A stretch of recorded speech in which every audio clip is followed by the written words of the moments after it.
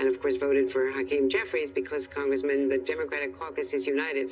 So the strategy for Democrats now is to stick together, don't run for the exits, don't vote present, force the Republicans to come up with the required number to elect a speaker.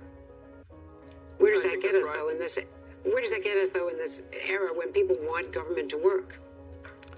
Yeah, let's just take a moment here and step back. I mean, the fact this hasn't happened in a century shows just how dysfunctional this Republican majority is.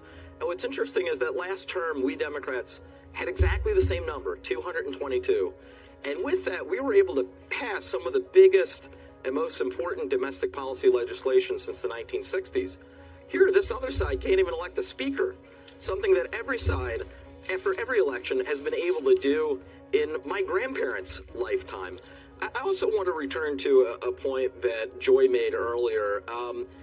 As someone who will be leading the fight on the Democratic side for a clean increase in the debt ceiling as the incoming ranking member of the Budget Committee, this is not a good sign that the now majority party, the fact they can't even elect their own speaker, tells me that we're going to have a real problem come this summer if we're looking to have a clean increase in the debt ceiling, if they're having this sort of a problem literally on days 1 and 2.